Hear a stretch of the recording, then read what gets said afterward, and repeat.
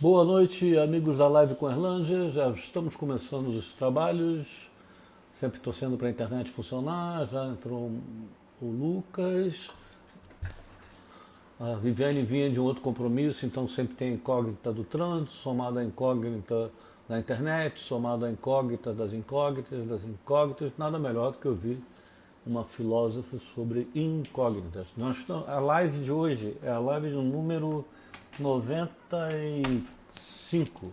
Nós estamos nos aproximando celeremente para a live de número 100. E, aliás, talvez eu abra até uma proposta de pessoas me sugerirem quem seria a live de número 100, correndo um grande risco de indicar uma pessoa que eu não consiga fazer a live. Mas, de qualquer maneira, tudo faz parte do show e vamos em frente. Hoje, a Vivi eu conheci quando ela fazia sarau. Tinha sarau na casa dela, nos fins de semana, reunia jovens poetas, música. Conheci lá o Michel Melamed e a gente sempre tem uma recordação, é uma coisa muito marcante esse primeiro encontro. A Viviane entrou, Mosé, vou ver se eu consigo chamá-la tranquilamente. Meu áudio está bom, como eu sempre pergunto? Ele faz sozinho.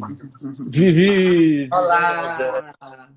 Ai, Prazer estar aqui com você. nossa, sabe que a gente fica tão fora do circuito e na pandemia mesmo, né?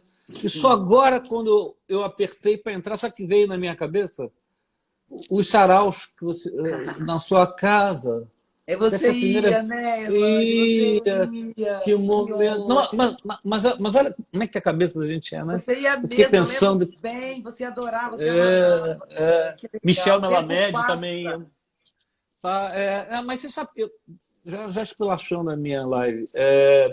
Eu fiquei quase um ano e 6 meses em Portugal, e uma das coisas que eu voltei assim como missão é tipo assim, eu vou me reaproximar das pessoas que eu gosto. Que a gente fala que a vida deixou separar. Essa história de vida, a vida não separa ninguém, a gente é que não É, procura as pessoas. eu Aí veio acho. essa, Eu tô aí veio nessa a com você. Aí, não, mas assim que der uma liberada, eu vou ficar procurando muita gente aí. Aí veio a pandemia, não dá para estar mesmo em contato, então a gente tem que, É, por enquanto, ficar no virtual. Vivi, sim. é assim, o primeiro, você já sabe do último pedágio, mas o primeiro é o seguinte: como é que você vai parar na filosofia, sua história de vida, da maneira bem breve, Sim. capixaba e tal? Ninguém nasce assim, você é filósofo. Sim. Como é que você chegou na filosofia? Eu fui fazer vestibular. Na época não era Enem, era vestibular. E ele era feito em outubro, novembro. Eu tinha 16 anos, porque eu entrei na escola muito cedo. E eu tinha com 16 anos que fazer uma inscrição e não sabia o que, não tinha ideia. Mas a minha família, uma família, meu pai e minha mãe, de pessoas muito inteligentes e cultas, mesmo muito simples. Eu nasci no subúrbio. Então, mas eram pessoas de colônia italiana, meu pai, que nasceu numa colônia, não eram voltados para estudar, não, a colônia. Mas uma região meio fechada, não muito voltada ao estudo, mas muita gente inteligente. Minha mãe, mineira, muito voltada ao estudo. Então, junto ela e meu pai, fizeram um caldo muito legal de estudar, de discutir na mesa do almoço, sabe? De conhecer arte e conhecimentos gerais ser algo na casa. Então, eu cresci com aquela ânsia. Eu adorava falar o que eu sabia, sabe? Aquela menina com 10 anos de idade que queria se mostrar. Daí eu fui fazer vestibular, entrei, primeiro dia era filosofia, primeira aula. E eu falei, é aqui que eu quero ficar. Fiz psicologia como se fosse filosofia, mas acabei também fazendo psicanálise para clínica e fui levando isso junto. E fui levando poesia junto, que eu escrevo poesia desde que eu existo. Antes de ser alfabetizada, eu já fazia poemias na cabeça. Sabe? Eu tenho uma coisa do som com a palavra. Então, eu gostava. Palavra, né? E o Palavra, né? som, sabe? Como se fosse uma música. Enfim, para acabar, eu fui levando poesia, filosofia, isso tudo junto, porque é minha característica da minha família, muito italiana, muito não sei o quê, mas por necessidade. Tinha uma coisa que aparecia, eu ia para ali e fui fazendo e vi essa salada aí. Filosofia. A pergunta que eu vou fazer é assim, para que serve a filosofia? Porque o que a gente... Pergunta, né? Porque você diz assim, o cara passa a vida filosofando. É um exemplo de quem está com pensamentos soltos no ar, mas não tem nenhuma serventia na vida, como se tudo tivesse serventia na vida. Para que serve a filosofia? Eba! Gosto disso. Aquela figurinha, gostei disso. Não, manja. A filosofia é uma das coisas mais importantes na vida, para qualquer pessoa. É o que eu faço em casa com meu filho, por isso que ele gosta muito, apesar de gostar de música e seguir nessa direção. A filosofia é a sofisticação do pensamento em si, do modo, da forma do pensamento, não do conteúdo. Então a gente pensa em linha, pensa em rede, a gente opõe quando pensa, a gente põe causa, põe sujeito. Sujeito existe mesmo? A frase tem sujeito. Eu sou sujeito da minha ação mesmo? Será que isso que eu digo ali do eu amo mesmo? Quem ama sou eu? Não, desculpa aí. Se eu amasse, eu deixaria de amar quando eu quero. E eu não posso fazer isso, eu não decido. Então, onde é o eu? Essa é a questão da filosofia. Então, a filosofia discute questões anteriores à linguagem, anteriores a tudo. E é isso que eu costumo fazer atualmente, de um modo muito prático, em pandemia e tudo isso. Então, o que eu coloco em questão agora? Acabei de vir de uma palestra num grupo de educação grande. O que eu coloco em questão em qualquer lugar que eu vou? Quem somos? Onde estamos? Por que estamos aqui? Que tipo de alunos eu quero formar nessa escola? Não importa se é o que eu tô. Não tem que decidir matemática e português dentro de um quadrado, né? Então, o que eu estimulo como valor? A filosofia faz isso, ela eleva, ela nos coloca num grau de grandeza enorme. E não precisa ter feito filosofia para isso. O Brasil tem exemplos claros, eu digo porque eu conheço muito bem o Brasil, de pessoas cotidianas, diárias, que são brilhantes para colocar uma coisa em questão igual eu fiz agora, sem nunca ter ido à escola. Né? Mas a filosofia, claro, tem sua academia, mas eu digo que o que a filosofia faz é o que todo mundo faz e pode fazer, inclusive, sem a própria filosofia, cada um do seu modo, mas eu amo a filosofia, a história da filosofia, aconselho a todo mundo, mas é sofisticar o modo de pensar. Porque o nosso modo de pensar é o que nos castra hoje. Eu não posso dizer que eu estou certo ou errado, bonita ou feia, vamos combinar que isso não funciona, né? Mas é assim que a lógica nos obriga. Vamos chegar um pouquinho mais lá para frente. Tá. Esse tema está na minha lista. Mas psicanálise, a função da psicanálise, a gente sabe que existe. Ela não resolve, mas te facilita você administrar, digamos, o mal-estar da vida, o mal-estar da situação, o mal-estar do que foi. O que é que seja. Eu vi outro dia você falando que a filosofia é um exercício árido. Então eu falei, é quase antítese da psicanálise, como ele é árido, mas ele também busca a felicidade. Por que é um exercício árido? Porque a vida é árida. E como a filosofia vai no centro, ela vai direto na solidão, por exemplo. Então eu nasci sozinha, morrerei sozinha, meus filhos não estão em continuidade comigo, nem meus pais. Em continuidade, não. Somos seres próximos, que têm muitos vínculos à família, muitos. Mas eu existo como ninguém no mundo. Então, se eu não partir da finitude e da solidão, eu não estou partindo de nada. A filosofia é árida porque ela nos coloca no lugar da existência, não da bolha. A bolha que eu chamo é a civilização. A bolha é o que nós, como humanos, construímos para nos esconder. Esconder da finitude, da morte, da solidão, da fragilidade da vida. Isso é a vida. Agora, se eu gasto toda a minha vida para não ver a própria vida, porque é o que eu faço dentro da bolha, eu pago pessoas para fazerem tudo para mim, isso é o meu máximo de luxo, então significa que eu não faço a mínima coisa que é viver. Eu terceirizo a minha vida e nem isso eu faço. Eu fotografo e posto, mas eu não vivo. Então, viver é um exercício árido, porém altamente intenso, belo, gratificante, quando ele acontece no corpo, no instante. Então, estar vivo é sustentar o infinito. O infinito é uma realidade. E, ao mesmo tempo, a fragilidade da Terra, que nós estamos acabando com ela. Se a gente tivesse consciência disso, nós estaríamos destruindo o chão que a gente pisa. Mas a gente acha que a gente é filho de Deus e não da Terra. Se Deus existe, e outros deuses, né, que tem muitos deuses, muitas possibilidades, eu não tenho nada contra isso, não sou essa pessoa anti-Deus, nada disso. Cada um que leve tua fé onde quiser. Mas o fato é que somos filhos da terra, do chão, da água. Que nem planta, que nem bicho, que nem tudo. Igual. Agora, a nossa memória nos faz individual, antes da memória virtual, né, tecnológica, nos faz reprocessar e produzir conhecimento. O conhecimento tem que estar casado com a vida, mas não está. O conhecimento é contra a vida, ele quer vencer. Como que o conhecimento na Terra, por maior que ele domine a Terra, que é um grão de areia no universo, como que o humano vai dominar a vida se a Terra é um grão de areia? Então, ou o conhecimento negocia com a amplitude e expansão que é a vida, ou acabou a civilização pelos vírus, né? Então, nós nos tornamos um problema, porque a gente não vive a Terra, a gente vive a antiterra. É muito burro, olhando de cima. É de rir desses seres que nos tornamos, entendeu? É fofo. Você me conhece, sabe que eu sou 220 volts, minha cabeça é uma excitação permanente, e ainda acontece um fenômeno que quando mais eu fico cansado fisicamente, eu não sei o que acontece, eu fico mais Piora. elétrico. Piora. Eu pioro. Mas você falou piora. Não, eu fico você ligado, repetiu, pior. mas esse piora, eu vou dizer pelo seguinte, eu já ouvi de psicanalista meu, ou seja, baseado em psicanálise, até querido mestre de meditação, diz assim, por que você não tenta de vez em quando não pensar? É possível, mas aí que eu não paro. Tem alguma vantagem? É possível não pensar? O que eles querem dizer com isso? Se você conseguir, você por favor me avisa, que eu tenho esse problema. Eu escrevo para me livrar do excesso de palavras na minha cabeça, de pensamento. Eu penso o tempo inteiro, eu articulo o tempo inteiro. É insuportável, eu negocio isso, vamos trocar isso, vamos passar umas madrugadas. Eu também sou assim. Mas o pensamento, tem 2 tipos de pensamento.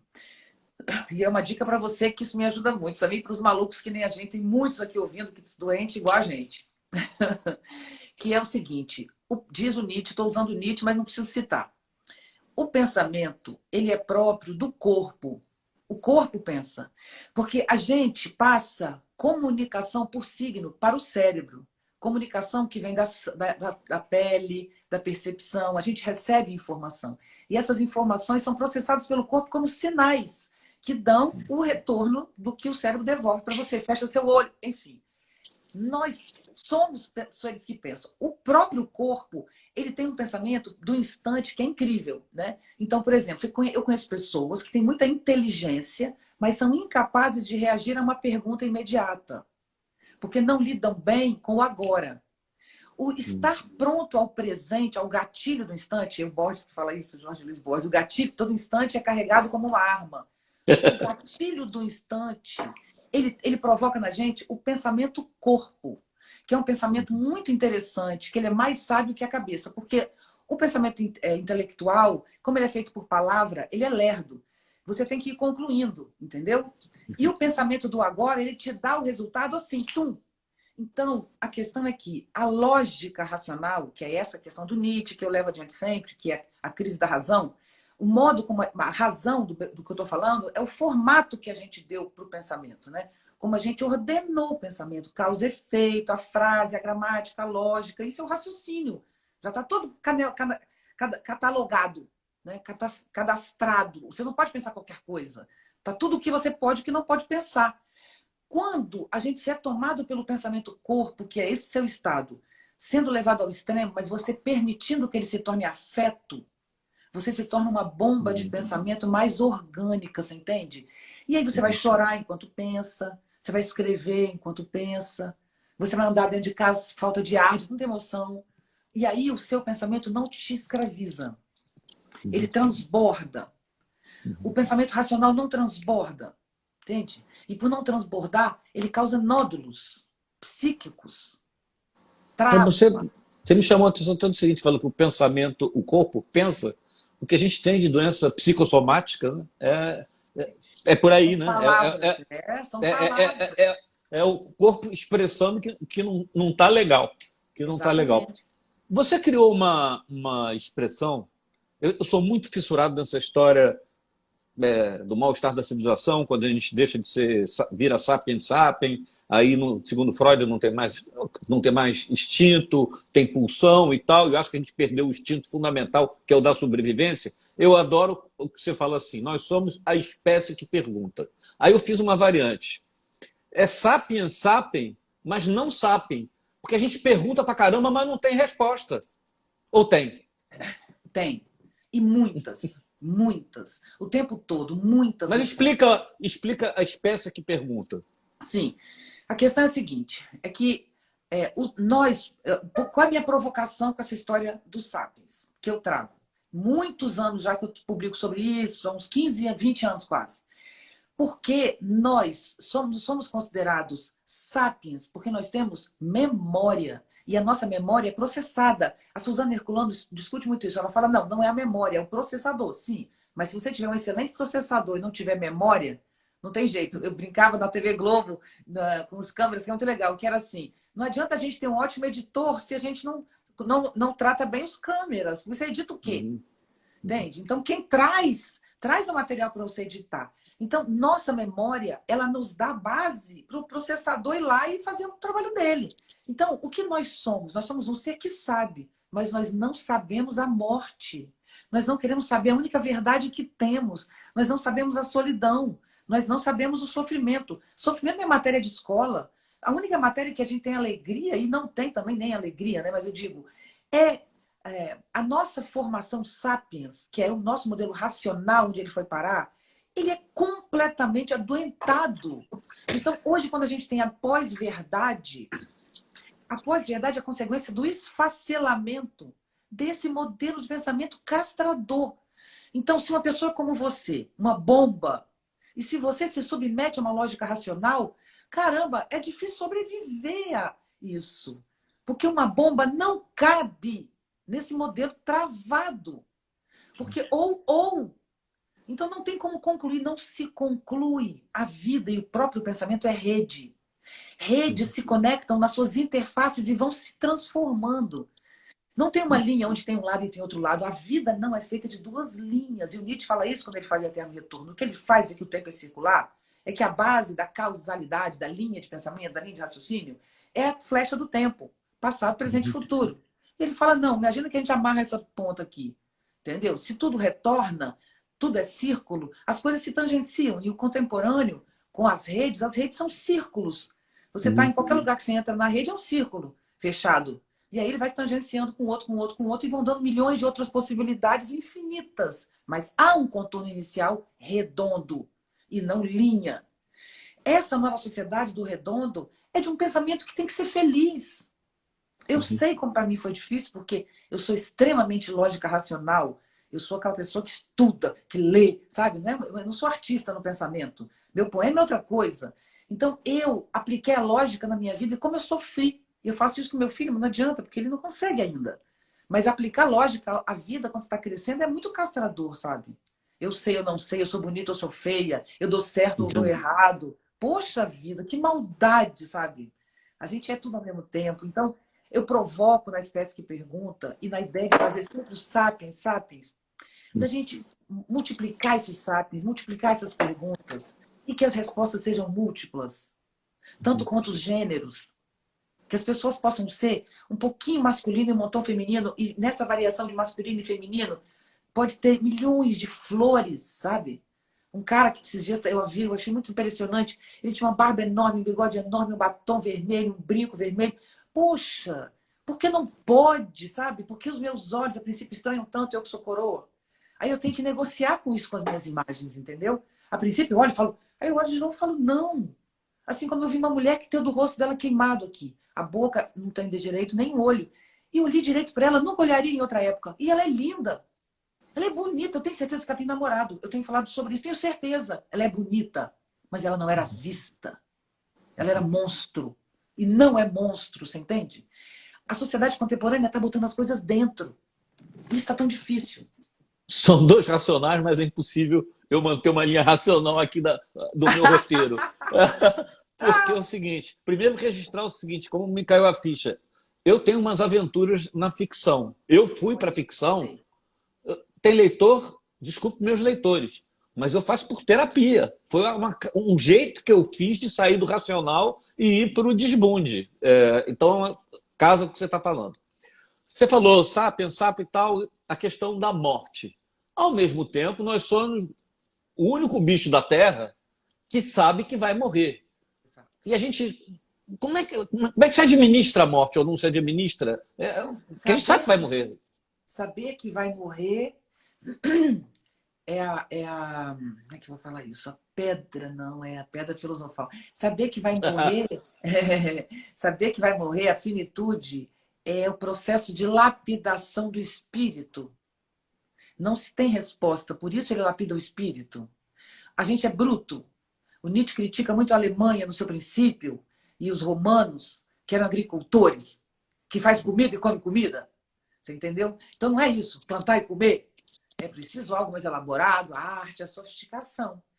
Essa sofisticação do espírito, que não é só aquela coisa bruta, vem através dessa dor que sentimos no fundo da alma. A própria linguagem nasce quando você faz um som, um gemido de dor. Ou quando você chama alguém e fala, que nem os macacos.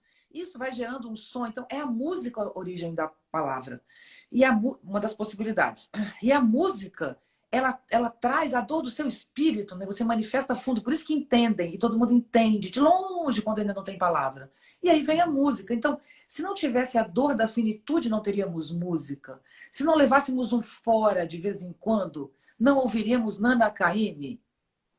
Se não levássemos uma pancada, não faríamos uma festa de aniversário. Se eu vivesse 1000 anos, por que eu comemoraria meu aniversário? Então, a urgência da vida dada pela finitude, que é a morte, torna tudo iluminado. O problema é que a gente quer explicar e controlar isso. E nós não podemos. Deveríamos apenas partilhar do amor. Eu tenho tido muito essa ideia do amor. Por que as pessoas estão tão sozinhas, cada uma na sua casa, sofrendo a pandemia e não se beijam? Em casa? Vão da vizinha, chama o vizinho. Todo mundo sabe que tem um vizinho sozinho, uma vizinha sozinha. Todo mundo sabe quem está solteiro, sozinho, nada. Por que não chama para beijar? Ninguém beija, ninguém chama, ninguém ama. Sabe? Qual o problema? Arrisca, pode dar errado, vai sofrer, a pessoa vai te dar um fora, não te quer. Mas você foi lá e falou para ela, eu queria ficar com você, você não está sozinha? Eu estou dizendo aqui, o amor, o fixo, o beijo, o encontro, a festa, tem que ser resgatada, porque sem isso não há vida. Então a gente só faz política se antes fazemos vida, porque se não temos vida, não tem razão de fazer política. Tem que beijar, tem que botar isso no jornal. Beijem-se, por favor. Você falou do amor, você está um grande filósofo, que é o Domingos de Oliveira, Sim, saudoso Domingos de Oliveira. Mas ele falava sempre lá nos cabarés dele assim, amar é amar o outro, o outro. A noção que a gente tem meio dominante é de amar amar quem nos ama. E eles com amor verdadeiro é quando você ama o outro. Eu acho esse troço tão bacana. Eu adorei você falar dele. Que pessoa, né? Não, que cara legal, que cara inteligente, que leveza com a morte, que leveza com a vida, que brincadeira boa que ele tinha, né? E especialmente atento a novos talentos, assim, o que ele assim, acolhia e jogava a gente para cima, é um troço incrível. Já dividi muita mesa com ele, falando poemas, e ele falando as coisas dele. Puxa, que figura maravilhosa, maravilhosa. Faz uma falta danada. A memória que a gente lembra sempre do Domingos, uma leveza. Vamos lá, você já falou, eu ia chegar nele assim, eu sempre fico falando assim, por que o cara tem que ser freudiano? Eu, se fosse fazer psicanálise, eu pegaria o que achava bacana do Freud, o que era bacana do Lacan, o que era bacana do Winnicott, do caceta. Você é Nietzsche Futebol Clube, por que você é tão apaixonado? O que ele tem de diferente? O que é que te prende nele? O que é o Nietzsche? Eu vou tentar ser bem rápida nisso, porque é uma história muito longa, eu vou reduzir. Eu tenho, desde que eu existo, uma fragilidade psíquica. Todo mundo tem. Nós somos fragilidades ambulantes. E eu tive a sorte de nascer numa família que odiava remédio e tratamento que não fosse saudável, natureza, vida e uma boa conversa. E eu fui fazer psicologia, mas nunca quis atender, porque eu nunca acreditei muito em diagnóstico. Então, eu, na verdade, tenho uma fragilidade imensa. Eu tenho uma personalidade meio limítrofe, meio borderline, porque eu não sou bipolar, porque eu nunca deprimo, mas eu tenho variações muito grandes de afeto, mas não é de bipolaridade, de oposto, são variações mesmo. E isso me fez muito sofrer muito quando criança, desde os 9 anos, 10 anos, que eu tenho uma angústia existencial insuportável. E eu li Nietzsche com 16 anos de idade, na beira de uma praia. Quando eu li o Nietzsche pela primeira vez, a minha dor existencial, que é ver a vida sem roupa, né? Eu falava isso desde pequena, eu não tenho pele, tudo me fere, sofro de carne viva. Isso é a sensação de que as coisas me atingem muito fundo, sabe? Então, quando eu li o Nietzsche, eu falei, eu não estou sozinha. Porque esse cara é um dor, eu consigo entender o que ele está falando. E o Nietzsche tem uma dor muito grande, uma ferida existencial muito grande. Foi ali que eu me encontrei com ele. Então, o que ele fez por mim foi, cresça. A vida é dura e difícil. Meu pai também achava isso. E minha mãe também achava isso. Então, ajudou muito. Eu já estava isso em família. Então, eu saí de casa com 18 anos para morar sozinha, com um namorado. Já estava no segundo... Eu passei no vestibular com 16, 18. Eu estava no quinto período. Final do quarto. Eu trabalhava, já ganhava dinheiro, já me sustentava, morava sozinha. Com 18, eu morava na minha casa, me sustentava, sabe? E aí, eu já tinha dado aula de filosofia, era monitora de filosofia. Então, onde eu entrei na universidade muito novinha? Com um pensamento muito duro. Por que eu sou Nietzsche de carteirinha? Para terminar. Porque eu queria dar às pessoas o que eu ganhei. Eu tenho pé no chão. Né? Então, eu vou falar um poeminha que eu fiz com meu filho, tem 3 linhas. Adoro quando meu filho ri de mim. Adoro quando gargalha de alguma coisa que fiz. E rimos juntos do grotesco que somos, apenas humanos. É assim que eu me relaciono com meu filho. Então, nós somos seres da dor. A vida é muito difícil e nós somos extremamente do prazer e da alegria. Mas deixa eu te interromper. Assim, eu me lembro que foi uma das primeiras entrevistas que eu dei, aliás, foi com o Michel Melamere, estou falando tão rápido quando costuma fazer entrevista, ele fala muito rápido, eu também falo muito rápido. Ele sempre acabava o seguinte, perguntando, qual é o sentido da vida? Aí eu mandei ver, viver. Aí eu falei, nossa, a primeira vez que alguém responde e tal, não sei o quê. Nós fazemos, uma apologia da vida. Sim. Mas por que é tão doloroso? Porque a dor não é parte do prazer. Não há separação entre dor e prazer. Há um grau de dor que é prazeroso. No sexo, por exemplo. No parto também. Por mais que seja difícil o parto normal, as mulheres que fazem isso com alguma consciência, que trabalham para isso, né? Porque é difícil hoje, contemporâneo, como a gente é. Mas que tem até um prazer naquela dor. E não só isso. A dor psíquica, né? A gente preserva um amor que nos abandona. Então, não há na vida separação entre bem e mal. É isso que eu estava dizendo na lógica racional. Então, a gente acha que uma coisa é o prazer e outra é a dor. Não. Há um caldeirão de afetos, um campo de forças, em que às vezes predomina um e predomina outro. Não tem como eliminar o sofrimento, porque senão você elimina o medidor do prazer. Só tem a nossa capacidade de sentir é que é grande, de se comover, de mover-se com as coisas. Então, quem não consegue sentir profundamente a dor quando ela vem, e ela é inevitável, a gente sabe disso, né? As perdas não são necessariamente produto do fracasso. Quando a gente consegue sentir grandes dores, a gente abre as nossas canaletas para grandes alegrias. Mas a maioria de nós é medíocre, mediano. A gente cria uma alma rasa, onde não cabe muita dor, portanto, também não cabe grande prazer. Então, eu digo que é bom sentir grandes angústias, para que a nossa alma rasgue. A angústia é quando a alma rasga para se tornar maior, para caber mais mundo. Quanto mais mundo cabe na alma, menos você sofre. É a minha tese. Eu inventei. Eu tô com uma... Excelente, adorei. Eu tô com uma... Tá batendo aqui um livre pensar com você. Que, aliás, como o Milor falava, livre pensar é só pensar. Ele me veio aqui uma frase dele que era o seguinte: eu, quando penso que daqui a 4 bilhões de anos o Sol vai explodir e acabar tudo, me dá uma preguiça de sair da cama. Acho que não sei porque tudo isso que você falou, eu acho que estava mais ou menos nessa frase. Não, mas olha, eu vou te finalizar, por que não? Porque é o seguinte, vamos supor que o mundo seja o que diz o Spinoza. O comercial. Estão perguntando toda hora se a live vai ficar gravada. Grávida é bom. Vai ficar gravada, não só no Instagram, como depois no canal. E não saiam que no final ela vai explicar o curso que ela vai dar. Porque se você sair no meio, não vai saber do curso dela. Já estou fazendo o intervalo do nosso comercial. Voltamos agora. Sabendo que o Sol vai... Isso mesmo. Esse primeiro curso é isso mesmo. Essa Foi o que eu maluquice. falei aqui, hoje é um aperitivo. Mas assim, saber que o Sim. mundo vai acabar daqui a 4 bilhões, nossa, que Olha, eu tristeza. vou te dizer. Olha que interessante.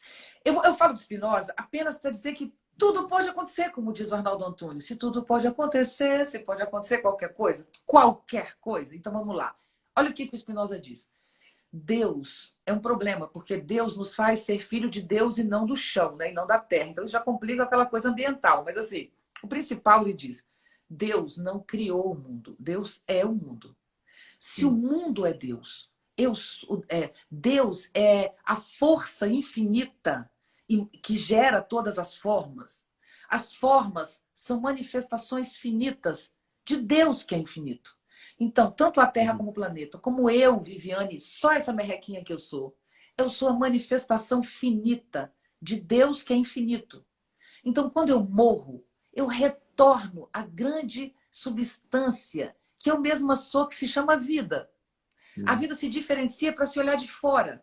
Então, nós somos seres que pensam, especialmente os que gostam de pensar, e eu digo isso para Dona Maria, seu João, que trabalham, sabe, limpando uma casa, que isso não é privilégio intelectual, não é. Quem pensa, pensa sem nunca ter ido à escola. Isso é um transbordamento de coisa que tem gente que tem muito. E nem todo mundo tem. Tem gente que canta, né? Tem gente que qualquer coisa. Mas essa coisa que a gente tem do pensamento. Agora, onde eu estava, Irlande? Fui viajar. Não, Perdi. porque você discordou do Milor, Ah, do ceticismo em relação de como o mundo vai acabar. Mas deixa eu. Mas sim, você vai lá, que eu vai lá. já ficou para trás. Sim. É do Nietzsche que Deus está morto? É dele que Deus. Sim. Mas eu acho que quando ele fala. Eu tenho uma ideia sobre isso, mas eu queria que você, como. Deixa eu te Vamos explicar dizer. primeiro, ela quer? Que não, queria você que é a psicógrafa oficial do Nietzsche. Isso não é uma negação. O que é Deus está morto? Deus está morto é que a modernidade científica matou a Idade Média. Deus está morto é que ninguém mais acredita em Deus. Todo mundo acredita na ciência. É isso que ele está dizendo. Ele não está defendendo ou criticando. Ele está dizendo o seguinte: temos que entender que o problema da modernidade é a verdade científica. Não é mais Mas Deus. isso é um problema? Não é para Não, acreditar na não, ciência? não é um problema. Isso é um diagnóstico. O Nietzsche usa a Hum, palavra diagnóstico. hum, Então ele diz: você tem que fazer o diagnóstico do seu tempo, né? Então, Deus foi um problema da Idade Média, porque Deus era o centro de hum, tudo. Porque o que é tudo? O pensamento é tudo. É o pensamento que move a materialidade. O pensamento é a nossa sofisticação. E é ele, como conceito, que move o mundo material. Então, se quer mexer no mundo, mexa em conceitos. Deus era da Idade Média. A Idade Média não tinha futuro, porque futuro era o paraíso e a morte. Aí vem a modernidade, com o pensamento cartesiano, que fortalece o eu, penso, logo existo, é o que fundamenta o sujeito, e esse sujeito não quer mais Deus. Ele quer, na Terra, construir aqui o paraíso. Ele não quer mais outro hum, mundo. Então ele diz: quem matou Deus foi o humano moderno. hum, Só que ele diz: deveria ter matado mesmo, mas não matou, porque o trono continua lá, que é a ilusão do paraíso. Só que agora hum, o moderno tem a ilusão de que o paraíso é um futuro. E neste futuro, esse futuro será atingido por meio da verdade. Mas a verdade é única, razão de todas as coisas, princípio de tudo, imutável e eterna. Verdade é Deus, diz o hum, Nietzsche. A verdade científica é Deus. Não existe essa coisa parada, linda, fixa. Existe fluxo, vida, transformação. Um dia, essa verdade que construiu toda a civilização vai desabar, porque ela é falsa. A verdade é apenas um acordo que a gente faz e é necessário que ela exista para dar conta dos nossos desconhecimentos. A verdade é uma provisoriedade que nos orienta e é necessária, mas eu não posso botar lá acima de qualquer coisa. Ela passou a ser princípio eterno de todas as coisas e isso castrou muita vida. A polaridade que tem como fim a verdade. Quanta gente, eu te daria milhões de exemplos como psicóloga, de pessoas que foram destruídas por esse discurso, por essa visão de mundo. Hoje, a pós-verdade significa quando a verdade arrebentou. Então, no meu livro, Nietzsche Hoje, sobre os desafios do mundo contemporâneo, eu cito o último lucidez do Nietzsche, antes ele parar de falar durante 10 anos e morrer, que a loucura do Nietzsche foi ficar mudo durante 10 anos, antes dele parar de falar totalmente. A última coisa que ele escreve é Porque Sou um Destino, e ele vai dizer: Haverá o dia em que essa verdade, que eu falei tanto que era para vocês desconstruírem, e ninguém acreditou em mim, vai ter um dia que o edifício que foi montado sobre ela vai desabar. A noção de política vai desaparecer da Terra. A gente vai viver uma guerra de espíritos. Espíritos é força, sem raciocínio. Entende? É uma guerra de espíritos, de intensidades, não de argumentos. E aí ele diz mais o que? Enfim, ele fala dessa coisa caótica, né? E ele quase nos deseja boa sorte, porque aí vai depender muito do que vai acontecer. Aí, para finalizar, o Nietzsche só não sabia que a gente teria uma internet, uma sociedade em rede, que é essa grandiosidade maravilhosa que vai nos permitir criar uma nova ordem. Eu fico puto com quem esculhamba internet, mídia social. Nossa, eu acho um troço. Velho, Que nem você. velha. Mas é o seguinte: é a mesma coisa que dizer que inventaram a faca e o cara usou a faca para. A faca é para passar manteiga no pão. Você conhece a televisão. Televisão Não, acabou com a família brasileira, rapaz. O que está acontecendo hoje é que a família brasileira está acabando com a televisão. Deixa eu voltar nessa questão assim. Você tentou fazer, esse pensamento ele compõe, mas hoje o que a gente vê, se você for tratar dentro do conceito clássico, religião e ciência, eu sei que tem muita gente que caminha, aliás, o certo é caminhar junto, mas assim, hoje o obscurantismo, a morte, o negacionismo e todo é a religião se opondo à ciência. Só não é religião, Irlange, entendeu? Porque assim, o que a gente chama de religião, fundamentalismo. É fundamentalismo. Porque assim, religião, para o Nietzsche que ele está falando, é fé. E na Idade Média as pessoas tinham fé. Então ela acreditava de fato naquilo. Era real para ela. Por exemplo, os gregos não acreditavam nos mitos, eles viam. Eles viam. E viam até porque o psiquismo estava muito solto ainda dos limites, sabe? Então, assim, o sonho era meio... Então, os gregos viam Atena, viam Afrodite nos olhos de uma pessoa apaixonada. Nós passamos a nos distinguir, temos agora que acreditar. Então, uma coisa lá e eu estou aqui. Nós hoje temos uma realidade completamente diferente de tudo isso no mundo. Eu esqueci o que eu estava falando, me perdi de novo, mas tudo bem, vamos lá. É isso mesmo, vamos nessa. Você não é religiosa, mas não. Tem religiosidade? Lembrei, desculpe. É que esse negócio, essa religião que a gente tem hoje, eu não vou dizer os nomes que eu não quero ofender ninguém, mas, em geral, as religiões todas que tem hoje, elas são muito práticas, te prometem um emprego, né? Tem um troço assim meio objetivo. Então, assim, não tem uma contemplação do sagrado, não tem nada disso. Então, eu diria que hoje não tem Deus mais. Era até bom dar uma resgatada, você está entendendo? Porque Deus, não sentindo Deus católico, eu digo, o sagrado é algo que existe. Foi isso que eu falei, espiritualidade, transcendental. Né? Poxa, eu sou muito isso, eu ouço vozes, eu tenho relação com a natureza, eu sou totalmente isso, eu tenho uma coisa com o sagrado enorme, eu não sou católica, sabe? Mas eu amo as religiões afro-brasileiras, eu acho o máximo, eu tenho minhas intuições, as minhas rezas, sabe? Meus ritos. Então, acho que o sagrado tinha que ser resgatado. E o caminho para resgatar o sagrado, Deus, para cada um do seu jeito, né? Deuses, né? Mas o caminho do sagrado é o amor. Porque o amor é a porção sagrada da nossa vida. O amor é sagrado, é divino. E, como a gente estava falando no início, não é ser amado, porque a gente está confundindo a coisa. É amar, sentir amor. Sentir amor é transbordar o espírito. E às vezes você e eu, gente maluca que nem a gente, mas todo tipo de maluco, a gente fica muito angustiado, jovens, muito angustiados, o peito aqui. Isso é excesso de amor guardado. Amor é doar, entende? Então a gente tem que aprender a abrir os poros com os animais, com as plantas, com os objetos na casa. As crianças amam uma boneca como se fosse de verdade. Por que a gente não pode gostar de coisas, ao invés de comprar tantas e jogar no lixo, porque não tem vínculo?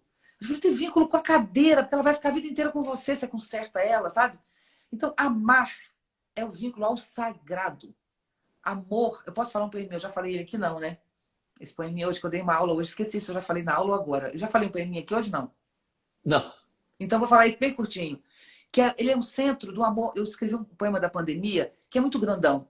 Mas esse está no meio do poema da pandemia. Quando eu falo de como a gente está sofrendo nessa merda, eu digo, tudo isso nos coloca numa... Isso era o máximo da pandemia. Essa pandemia nos põe numa fragilidade tão grande que a gente reencontra o amor, eu digo.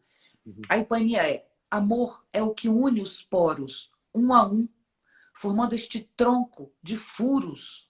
Somos feitos de falhas, vazados por microvazios, mas temos medo de tanto mundo por dentro. Medo do peito aberto, da mão aberta, dos pés que caminham muitas vezes sem chão. Então, viver é doar. Se eu tivesse mais alma para dar, eu daria. Isso para mim é viver, meu amigo Djavan. Amigo não, nem conheço. Meu ídolo. Entende? Então, a gente devia exercer o amor para achar o sagrado. E as religiões, nenhuma delas tem sagrado. Aquilo ali, a maioria é manipulação financeira, inclusive. Eu não resisti, eu estou aqui na minha mão. Eu já ganhei várias canetas de grife e tal. Essa é uma lapiseira que eu tenho desde os, acho que dos 12 anos de idade que eu usava na escola. Se eu perder essa lapiseira, tem canetas ali que custam muito caro.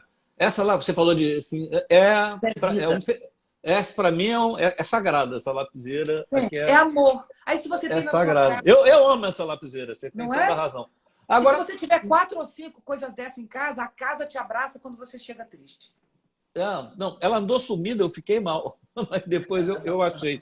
Agora, sim, essa coisa do amor, até brinquei com o Domingos, amar o outro, amar o outro. Veio a pandemia, aí que a gente imaginou, vai cair a ficha, vai sair uma humanidade mais fraterna, as pessoas vão se amar mais, vai ter. E o que a gente está vendo é exatamente quase que o contrário. Aí me vê a história do bom selvagem, né? É um mito, né? Nós, no É, fundo, nós, mas nós olha, não. irmã, a gente não acabou a pandemia, não. Então não dá para nos julgar ainda, não. Nós estamos no meio dela. Quem vai Mas você sentir a vê, mas pandemia? ninguém. As pessoas não estão solidárias, saem sem Mas não dá para máscara, estar, não não, tomam irmã. vacina. Eu vejo Não empresário dá. comemorando que home office aumentou a produtividade. Eu Não, eu não sei, sei. mas olha só. Pense Você está comigo. você tá esperançosa? Não, não, eu não gosto nem muito de esperança. Esperança é o último mal que ficou na caixa de Pandora, né? A Pandora tinha uma caixa que estava todos os males da humanidade. E aí ela não podia abrir de jeito nenhum. Mas o cara seduziu ela, o maldoso lá, e ela abriu. E aí saíram todos os males. Aí fecha, fecha, ela fechou, ficou a esperança. A gente acha que a esperança é um bem, mas ela é um mal. A gente não tem que ter esperança. Esperança vem de esperar. Eu não espero nada, eu sou agora. Eu faço esse agora ser diferente. E não tem nenhuma esperança. Você não E topa esperança. nem a esperança do Paulo Freire, que é o esperançar, que é. Pode ser, esperançar, mas assim, de verdade, por isso eu gosto do Nietzsche. Voltando àquela pergunta, eu lido com as coisas com uma certa dureza, que me resgata o que eu tenho agora. Entende? Então, assim, eu não sei o que virá, mas eu sei que a melhor sensação que eu posso ter é me dar agora inteira em tudo que eu faço. Então, já que estou me dando inteira, eu acredito sempre que quem vence é a vida. Porque a vida não é a minha nem a sua. É aquela que começou nos unicelulares e expandiu na sua consciência. Quando você pensa e diz algo, é a vida que está pensando na tua boca. Então, é uma honra você abrir a boca e pensar. Porque uma pessoa pode estar te ouvindo e essa pessoa pode ser um cara que estudou, que foi seu aluno, que ouviu você enquanto você trabalhava. Uma pessoa que você encantou. Essa pessoa um dia pode revolucionar o Brasil. Como você sabe que não? A gente não tem como saber. Então, a gente não tem que ter a tentativa de amarrar a ponta desse fio. Eu só tenho que botar corda no fio. Eu já vi tanta coisa linda nesse Brasil miserável. Eu conheço tanto esse Brasil pobre. E ele é tão belo. Quanto mais é seco e pobre, distante, sozinho, mais pessoas brilham. E, gente, é para brilhar, não para morrer de fome. E brilhar não é usar brilhantes. Brilhar é elaborar o espírito. E o espírito se elabora na moenda, sabe? Dói. Então, assim, a gente tem que aceitar o sofrimento como parte da elaboração e da sofisticação da alma. E quanto mais a alma é sofisticada, melhor a vida fica. A alma não sofistica para o outro. Antigamente a gente pensava assim, até eu. Não adianta nada ir aprendendo. Quando ficar velho, não. O velho é o ser mais feliz se ele é elaborado e sofisticado. Olha o Jorge Luiz Borges, aos 80 anos, o que aquele homem falava. Olha o Edgar Morin, que fez 100 anos. Que eu estive com ele numa mesa, ele fez uma palestra de 2 horas em pé, aos 94. Entendeu? Eu fiquei e só brilhando vida, casada com uma negona linda, maravilhosa africana, que tem 40 anos mais nova que ele. Entendeu? É uma coisa. Então, existe vida na vida. Não existe idade, existe um limite. Mas esse limite pode passar dos 100 anos. Mas eu acredito, eu falo para minhas alunas. Eu dava aula para umas senhoras maravilhosas no Midrash, todas com mais de 70, algumas com 90. Eu amo. E uns homens também, mas a maioria é mulher. Eu ia andar e fazer para ela, cuidado, que a velhice é uma senhora ou um senhor que garra aqui em você. Eu andava mostrando para ele. Você arranca ele e fala, sai de mim. Não deixa o velho pendurar nas tuas costas. Não, mas ainda é pior, a gente vive numa sociedade que as pessoas decidem que você está velho. É uma Decide, coisa. eu não topo isso.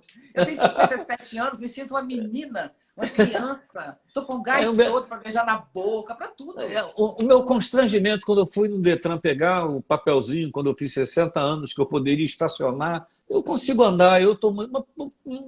Foi um lado de vantagem, mas assim, me deram um carimbo. E ainda tem o lado assim, né? Não paga meia entrada em cinema e teatro. Eu me lembro lendo na La Torraca dizendo assim: quem aqui pagou terceira idade? Aí todo mundo levantava a mão. Olha, eu tenho 70 anos e minha conta de luz é plena, minha conta de eletricidade é plena. Mas voltando lá atrás, que eu sou muito chato. Sim. Bom selvagem é papo furado? Porque é o seguinte, nós, como humanos, nós somos filhos da Terra. Eu estou falando muito isso porque eu estou insistindo nisso, eu estou fazendo com a Miradade, o Zaratustra, que vai ter uma versão virtual, a gente já fez presencial, estamos participando de festivais, muito bacana, é muito lindo. Mas a gente está discutindo o prólogo do Zaratustra, que ele fala muito manter-se fiel à Terra. E eu estou me voltando muito para isso. Por quê? Porque manter-se fiel à Terra não é abandonar a tecnologia. Pelo contrário, é a alta tecnologia, mas o retorno à Terra. Retornar à Terra é entender que nós somos fluxo quando nascemos. Se você deixa um bebê recém-nascido sozinho, ele morre. Ele precisa de educação. Porque nós somos intensidade. E essa intensidade tem que ter canaletas. Canaletas é sentar com a perninha fechada, se você é menina. Minha mãe me treinou assim. Não fale muito alto, que você é menina. Entende? Não ria muito alto. Deixa de ser escandalosa. Meninas têm que ser delicadas, né? Esse treino não tem mais hoje, ainda bem. Mas isso significa canaletas para minha intensidade, certo? Então, a cultura, a civilização, a sociedade é o que nos ordena para a gente seguir adiante. Uhum. O selvagem não tem essa ordenação. Ele é muito mais violento. Violento não, desculpe. Descontrolado. Capaz de arroubos. Já nós ganhamos, por exemplo, não fazer cocô se não for no banheiro. Né? Só que no carnaval, o único animal que mudou, quer dizer, por questão social, o funcionamento do esfíncter. Passou a controlar. Passou a controlar. A vaca caga de bezerro até... A carga social é tamanho que o músculo mudou a função. E aí a gente passa a se ordenar. Só que quando você se ordena socialmente, necessariamente você está se podando. É isso que a psicanálise trata como esse corte que Freud fala no anormal estado da civilização. Eu não lido com esse tema. Para mim não é assim.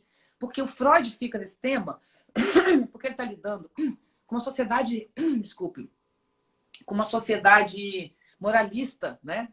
De todo tempo. Séculos... Um período em que a ordem era muito grande. Então se produzia muita neurose, muita castração. Mas o fato é que a lei, ela não é em si. A lei, ela suspende os seus desejos provisoriamente, as suas paixões, suas pulsões, dependendo de cada autor é um nome para isso. Suspende isso para que você se ordene. Mas você precisa ter espaços em que isso retorna. Por exemplo, na cama, dançando, bebendo, exercendo a eroticidade, né? Só que nós passamos a ordenar tanto a nossa cama, diz Michel Foucault na História da Sexualidade. A gente passou a falar tanto de sexo que sexo tornou-se algo lógico, inclusive, né? Então, nós perdemos a cama, nós perdemos Deus que morreu, Deus está morto, junto com Deus morreu o sagrado. Por isso eu gosto muito do Jung, porque o Jung resgata essa dimensão. Então, nos tornamos seres rasos. Como não temos espaços de eroticidade, que é onde a lei é suspensa e tudo pode, inclusive na rua não pode, né? Tem muita lei, não pode mais nada. Como não pode mais nada, nós transformamos a nossa eroticidade em violência, psicopatia, ódio na internet, perseguição, né? Neurose. Essa é a situação. Se nós tivéssemos uma sociedade porosa, que permitisse, por exemplo, os micos, eu pago muitos micos, eu não abro mão disso. Eu ouso muito, eu faço coisas assim de improviso o tempo inteiro. Então, eu me permito a ousadia. O meu erro, eu aprendi a rir do meu erro. Então, eu acerto muito mais que a maioria. Me desculpe, porque quando você se permite errar, você entra num fluxo de conhecimento que ele é menos travado. Eu digo em palestra, eu ouço as pessoas pensando quase enquanto eu estou falando, porque eu estou aberta, você entende? Mas para isso tem que aprender a errar. E a gente não sabe. Essa castração nos faz fraco. Então, o selvagem é bom só para Rousseau, mas para mais ninguém. A natureza é boa, não. Na natureza tem vírus, tem mosquito, tem coisas que nos matam, tem perigos. Entende? Um animal come o outro o tempo inteiro. Se você estiver lá, você vai ter que matar um animal e comê-lo provavelmente sem cozinhar. Você acha legal comer um animal cru? Mas se você estiver na floresta, vai. Então, floresta não é lugar fofo. Isso é delírio romântico, né? Não Romântico. tem, nós somos seres nem bons nem maus, nascemos com muita intensidade. Essa intensidade tem que ser canalizada com afeto e porosidade e silêncio. Aí a gente elabora essas coisas. Mas não, sem silêncio, sem porosidade e sem afeto, porque a gente não gosta do corpo, tudo é pensamento, nem afeto tem. A gente tem um índice de suicídio entre crianças que está se tornando a primeira razão de morte de crianças, ganhando inclusive de acidentes. Ai, ai. Vivi, assim, estava encaminhando para o encerramento, mas tem duas coisas que eu ouvi você falando e eu queria recuperar. Tá. Eu te conheci como sendo vamos lá, como é que eu vou dizer assim, ela no nosso período lá, assim, a mulher da educação, a educação todo num país que tem 40% de analfabetos funcionais e 4% de analfabetos mesmo. Outro dia eu peguei você falando, a educação não é a solução. Eu cheguei a ficar arrepiado. Não é mesmo? Mas eu entendi, mas explica aí. Sim. É que a gente acredita no Brasil ainda muito. Isso é Brasil. Eu adoro falar do mundo e não Brasil. Quando eu falo de filosofia em geral, mas eu falo Brasil. Que eu conheço como a palma, tenho orgulho. Conheço inteirinho de norte a sul do Oiapoque a Chuí. O Brasil tem um mau hábito de se ver mal e tem uma autoestima baixa intelectual, por causa do regime militar, especialmente, que dizia que ser inteligente era perigoso, virava comunista. Todos os pais tinham medo que os filhos fossem inteligentes, que podia pensar demais, dar problema. O Brasil pensa muito é louco, isso é cultura popular. Então, essa baixa autoestima fez com que a gente adorasse ídolo. Então, a gente acha que você elege uma coisa e ela soluciona para você. Né? Acabamos de eleger um mito. Então, é um negócio sem noção achar que você vai solucionar. Então, o Brasil ganhou uma coisa linda, maravilhosa, que foi amor pela educação. E é recente. Últimos 30 anos, o Brasil ganhou um amor pela educação. Amar. E ele entendeu a importância dessa coisa fundamental, essencial, que é a educação. Só que ela não faz milagre. Eu não posso estragar tudo aqui fora com as políticas públicas de segurança, com as políticas públicas de habitação, de saneamento, de política econômica, de quinta, e achar que a criança na escola vai resolver. Isso não tem milagreiro. Ou a gente assume políticas públicas, significa utilizar a nossa inteligência para parar de dizer em educação, parar de falar em educação, e a gente começar a agir socialmente como cidadão. Por exemplo, nós temos tecnologia, eu trabalhei isso com Eduardo Larroque durante um tempão no Instituto Pereira Passos, no Pacto do Rio, que a gente construiu como modelo de gestão. Nós temos tecnologia para dar visibilidade às obras públicas que tem no Brasil, que é o centro da corrupção. Cada um de nós pode ser o vigia de uma obra pública, que vai lá uma vez por mês, olha e anota no papel e passa os dados, mas para isso você tem que estar cadastrado, catalogado, não é qualquer um, não. Mas nós podemos, como cidadão, ajudar as políticas públicas a saírem do papel e se tornarem efetivas, porque é isso que falta na gestão pública brasileira, acompanhamento final do processo. Não tem, certo? Então, exemplo, a tecnologia pode fazer a gente diminuir o número de deputados, de vereadores, de senadores, diminuir. E nós temos uma cidadania. E a gente tem que cuidar do mundo. A escola é um pedaço do mundo. Os professores lá dentro também pensam em suicídio. Eles não vão cuidar só das crianças, não. Eles são jovens angustiados com o futuro. Porque o suicídio é a segunda razão de morte de jovens. está se tornando a primeira de crianças. Então, a escola está cheia de mundo. Os professores são jovens, os gestores são jovens. Não acreditem que lá tem milagre. Parem de acreditar nisso. Vamos tratar a escola com amor e carinho. Vamos dar tudo para a educação. Tudo. Só que não é milagre. Tá? Então, vamos cuidar aqui de fora. Aqui fora é o nosso problema. Não tem dentro e fora da escola. Tudo é mundo.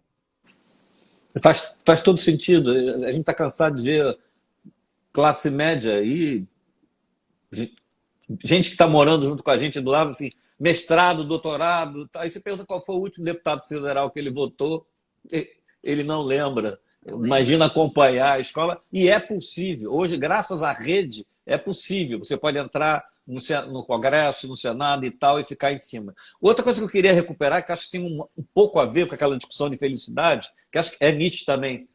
Torna o que tu és. Isso. Isso eu tinha que ter perguntado antes, mas acho que dá um bom feito, porque você falou, tanto faz o gênero. É bom para fechar isso, é ótima pergunta. Não, mas não, eu quero que feche com arte. Tá vai ser com arte. Vai ser com arte. Mas torna o que tu és. É o caminho da felicidade? Não é o caminho, mas não é da felicidade. Vamos desconstruir. Primeiro, desconstruir felicidade. É que se não há ideia de felicidade, eu até posso dizer que eu sou feliz, mas a ideia de felicidade é uma castração. A ideia de felicidade é próxima da de verdade, como se existisse um estado parado, onde tudo dá certo.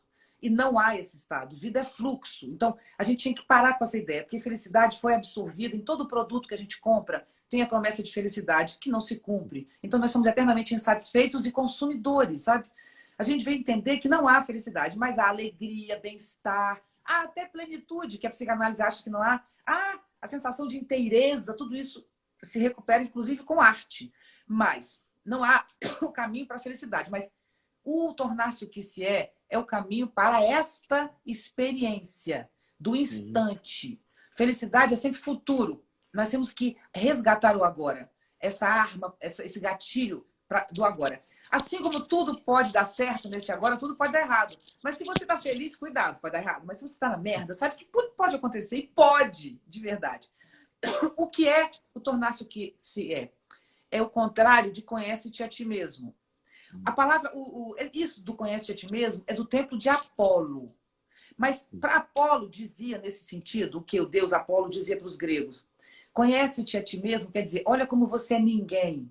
Olha para fora. Olha como o mundo é enorme. Olha como o mundo é enorme. Olha o teu lugar, é meio isso. Conhece-te a ti mesmo. Qual é o teu tamanho, cara? Você não é ninguém. Olha os deuses. Né? Os deuses é o mar, o vento, a chuva, né? Bom, isso foi reapropriado por Sócrates. Sócrates pega a frase do templo de Apolo, como Sócrates é o criador da subjetividade do valor do eu. É aí que começa essa ideia que vai ser super fortalecida pelo pensamento cartesiano. Conhece-te a ti mesmo, tem a ver com penso, logo existo. Existo. É como se a história fosse criando em nós um nódulo chamado eu, que a história fosse condensando, sabe? Valorizando. E é esse eu que é o bem, que leva você onde vai. A psicanálise já mostrou que esse eu é a ponta de um iceberg e o Nietzsche mostrou que onde tem eu não tem vida. Porque eu é um nódulo. Né? O eu é uma coisa torta. O eu é um administrador. As coisas estão em campos de força. O eu é um erro. Por que o conhece-te a ti mesmo é um erro? Porque ele fortalece o eu. Ele conhece quem é um eu. O autoconhecimento não é conhecer quem você é, não. Autoconhecimento é conhecer como você age. É outra coisa. Eu quero ver o rastro que eu deixo, se é de lixo ou de flor. Ou de beijo ou de ódio. É o meu rastro. É o que eu deixo. E não a conhecer a minha essência. Não há essência em mim. Em mim há uma corda sobre um abismo, né? Como diz o Nietzsche, em que eternamente eu atravesso. O tornar-se o que se é o quê? Eu nasci numa época com um corpo geneticamente determinado, filha de uma família, né, de pai e mãe que vem de outro lugar, numa cidade. Então, eu trago alguma coisa comigo que eu não tenho como negar, mas eu posso fazer com que essa coisa, cada vez, ela torne-se cada vez mais aquilo que ela é. Eu vou tentar dar a isso que eu sou um contorno para que isso se torne algo, entende? Então, tornar-se o que se é eternamente lapidar o espírito, para que ele possa dar vazão ao que ele pode. Isso é vontade de potência do Nietzsche. É dar vazão a essa potência. Óbvio que a potência para o Nietzsche não é só no sentido desequilibrado, não. Pelo contrário, a arte é uma excelente possibilidade de ordenar essa potência. Mas a razão quer negar a potência, porque ela é agressiva. E ela fica debaixo de tapetes produzindo neurose. O Nietzsche fala, não, a neurose, se eu fosse amigo do Freud, eu diria, se fosse Nietzsche, a neurose é produto do seu tempo. E o Freud tem razão. Mas hoje as neuroses freudianas não fazem a mínima diferença. Me desculpe, a psicanálise hoje não dá conta, porque o modelo que temos hoje não é neurótico. O Freud só entendia de neurose. O modelo da psicanálise é um modelo neurótico. A psicanálise lida também com isso. Mas o modelo contemporâneo é perverso. E não é neurótico. As pessoas não sofrem porque lavam roupa o dia inteiro e fecham a porta 1000 vezes, entendeu? Neuroses obsessivos. Não existe mais. A pessoa corta a outra em pedaços e deixa na porta. Então, a psicanálise não dá conta da subjetividade contemporânea, porque a subjetividade contemporânea, inclusive, ela tem a sua formação de gênero. Olha o que é humano hoje.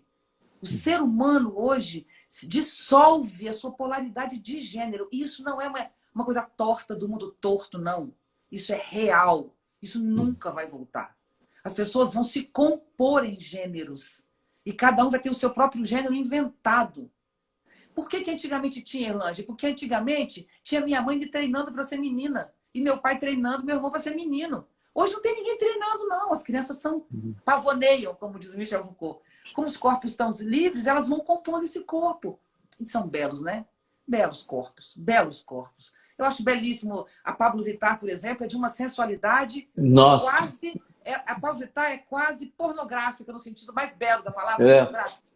Ela derrama uma eroticidade que fica sem graça. Aquilo é um troço belíssimo. Eu vou acabar, mas você fica me botando pilha aqui. Você falou, nasce com o corpo, é criado e tal. Antigamente, eu enchia a boca e dizia, a nossa diferença é o livre-arbítrio. Há de uns anos para trás, eu falei, não tem livre-arbítrio, porque eu nasci de um pai, de uma mãe, de uma determinada classe, assim, livre-arbítrio, mas não troco. O que você está dizendo é que pode ter o livre-arbítrio? O livre-arbítrio pode ter se você entende campo de força. O Nietzsche fala isso e eu vou resgatar isso, está nos meus livros já, mas eu vou resgatar isso até na rede social para ajudar a entender. Porque uma coisa é a linearidade. Então, eu sou um eu que anda nessa corda para chegar naquele alvo. Isso é uma coisa. Outra coisa é entender que tem um eu, mas esse eu é um campo de força, né? Então, às vezes, a menor parte do meu eu manda no meu dia, né? Assim, o meu eu é espertão. Mas eu ouvi uma música que me lembrou uma coisa do passado que eu chorei o dia inteiro. Porra, um negócio que eu não lembrava há 30 anos, você entende? Então, assim, uma música de 30 anos atrás pode me fazer chorar e eu acabar com o meu dia, mas aquilo é 0,005% meu. E acabou com o meu dia. Então, eu sou um campo e as coisas em mim são assim. E o eu administra isso. Ele é uma ponta disso, né? Onde tem livre-arbítrio? Quando eu entendo que esse campo que eu sou compõe com os campos dos outros, que são campos. E tudo isso compõe com o campo do universo. Nós somos uma composição. Vive bem quem compõe no universo. Quem compõe com a chuva, com o vento. Então, ser inteligente de verdade, além da cabeça a mil, que é uma coisa do esperto, é necessário que a inteligência se espraie para a percepção do ambiente, desenvolver a sensibilidade do ouvido, né? Então, isso nos coloca fazendo diagnóstico, por exemplo, entendendo o que está acontecendo, sabe? A nosso diagnóstico é racional. Eu analiso o PIB, analiso... Não. Eu estou num lugar, eu estou além de estar ali com o pensamento, eu tenho uma presença que se espraia. E eu sinto a presença dos outros. Eu não preciso empurrar para saber que eu estou empurrando. Você está entendendo? Essa percepção mais sensível no pensamento lógico, esse é o futuro do pensamento, faz com que a gente tenha livre-arbítrio quase, se entende? Porque quando você nega o eu, você quase se dirige. Entende o que eu estou falando? Quando você não se dirige e começa a compor com o ambiente, você começa a ter mais ação do que quando você quer impor a sua ação no ambiente e se choca com todo mundo. Aí um ganha, outro perde, um ganha, outro perde. E quem ganha, perde também.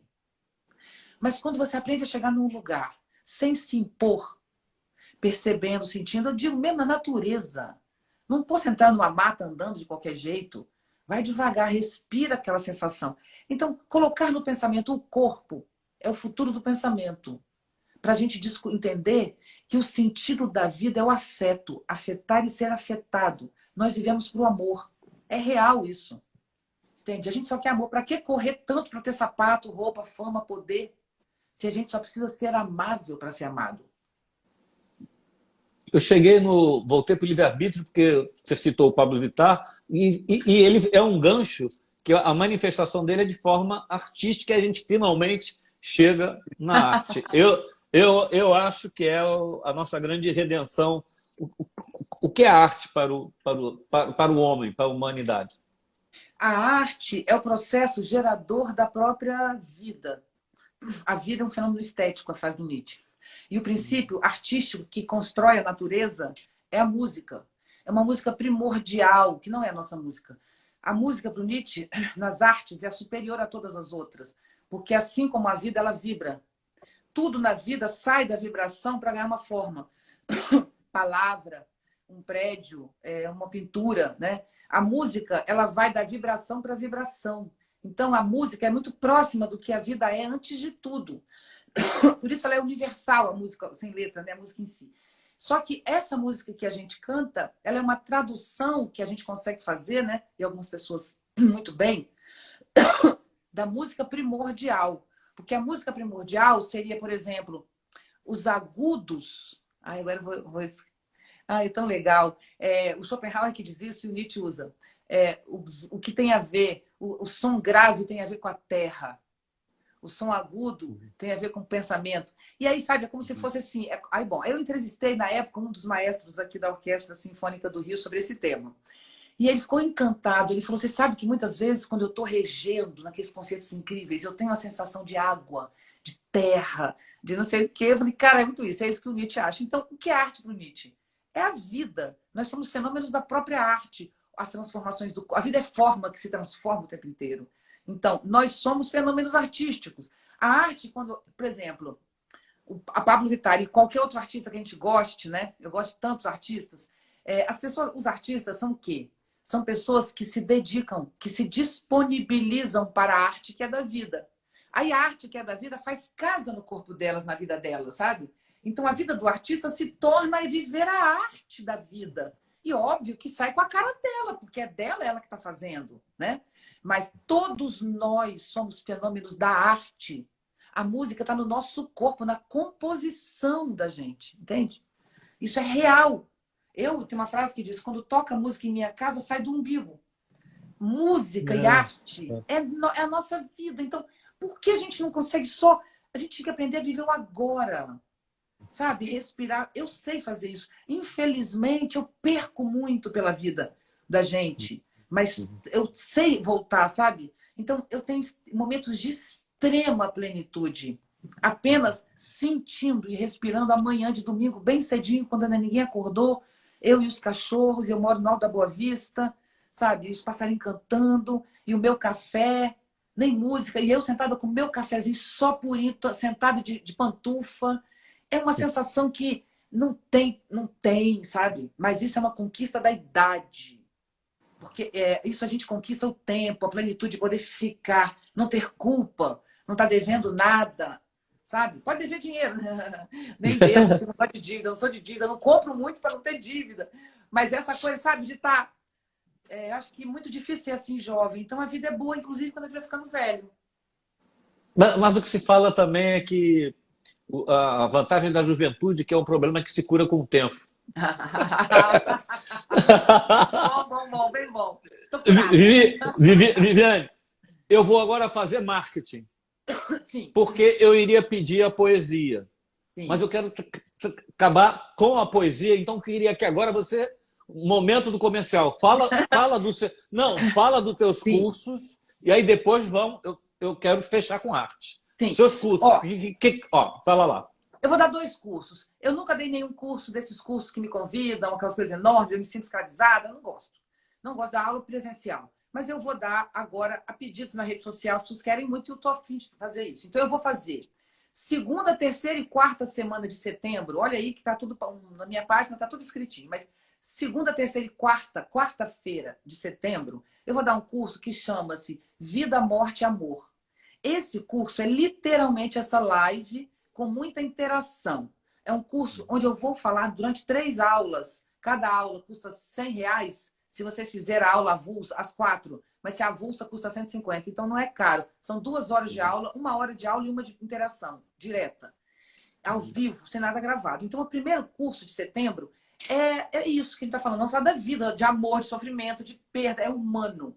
Depois, em outubro, são 4 segundas-feiras de outubro, em que eu vou falar do meu livro Nietzsche Hoje, sobre os desafios do mundo contemporâneo. Lá é Nietzsche aplicado à leitura dos nossos desafios com o objetivo de propor saídas. Então, entrem lá, façam, vai ser muito bacana. Pela sua conta no Instagram tem as dicas, link na bio direitinho e tal. Isso. Não, mas não, nem você tem também... link na bio, eu sou aquela mais simplória. É assim, você vai ver uma caixinha lá, postada no feed, e tá lá um e-mail. Você vai mandar uma mensagem nesse e-mail, ela vai te dizer o preço, o horário, o dia, tarará, tarará, e diretamente com você, se é Pix, se não é Pix, resolve tudo indo lá. Tá? Vai ser legal, não percam. Poucas vagas, pelo que eu sei. Porque é limitado, é uma plataforma fechada, não é caseira. E a gente abriu uma vez inscrição, já tivemos um número enorme. Deve ter 30% de vagas ainda. Já estou inscrito. Sua despedida, o que você arrumou aí para mim? Olha, eu vou falar um poema que eu gosto muito dele. E ele tem a ver com o que a gente está vivendo agora, muito a ver com o que a gente falou. Seu? É, meu. Não abri a mão de que fosse seu. Sim, é meu e o livro, do livro Toda a Palavra. Esse poema tem muito a ver com o que a gente falou. Eu ia até falar outro para terminar, mas eu escolhi em função da nossa conversa. E ele diz assim... Oba. Ele fala dos excessos e canalizações. Peraí. Para melhorar aqui. Eu estou tossindo, mas não é coronavírus, não. É rinite. Rios, quando ainda são rios, conservam vegetação nas margens. Córregos são águas geralmente claras que correm rasas entre as pedras. Algumas vezes árvores chegam a cobrir um rio por inteiro. Suas copas vão tecendo um véu verde sobre as águas, em geral muito limpas, que correm. As margens de um rio são plantas e terra molhada. Terra e água em convivência pacífica, que não é lama, é terra e água em sua diferença. O leito, se sabe leito, daquele fluxo líquido inserido no chão. Eu poderia chorar de coisas assim. Corre um rio de minha boca, corre um rio de minhas mãos. Dos meus olhos corre um rio. Na verdade, sofro de excessos que me dão certo vocabulário, como derramar, escorrer, atravessar. Tenho a impressão de que tudo vaza em sobras. Eu tenho dificuldade em caber. Para caber mais, derramo por nada, derramo sem motivo. Vou acalmar meu excesso, pensei, ministrando doses diárias de barcos ancorados ao sol, rodeados por pequenos pássaros em busca de restos de peixe, água se lançando sobre as pedras e um vento que parece vivo. Como se tivesse a intenção de, às vezes, fazer agrados em minha pele. Meu corpo tem muita simpatia por ventos, reconhece certos humores próprios a vento. Gosto de coisas que se movem. Por isso aprecio rios e não sou tanto assim apegada a mares e árvores. Se bem que tenho enorme ternura por bois, fincados no pasto, feito palavras no papel. Palavras são estacas fincadas ao chão, pedras onde piso, nessa imensa correnteza que atravesso. Muito obrigado. Não, a gente é impressionante. Adorei. Não, como as suas palavras são visuais, é que você me entende. Conversar com você é vida e amor. Eu que agradeço. Que louco para a gente estar junto de novo e estar mais próximo. Eu só aceitei a sua live com uma condição. Eu estou assim com as pessoas que eu gosto. Eu só aceitei com uma condição. Não falei a condição, mas vai falar agora na frente de todo mundo. Ai, caramba. Eu estou aceitando o online, porque eu quero um presencial. Vamos nos encontrar, vamos nos fazer festa, voltar aos saraus. Viu? Foi um prazer. Você é maravilhoso. Nossa, adorei. Infelizmente temos que terminar. Te agradeço muito. Até breve. Pessoal, saí daí direto para a conta dela para se inscrever no curso. Isso, no curso. E nós vamos marcar nosso presencial assim que tiver todo mundo em tranquilidade. Beijo, Isso. querido. Vida, Obrigado. vida, vida e amor. Vida e amor. Beijo. Obrigado.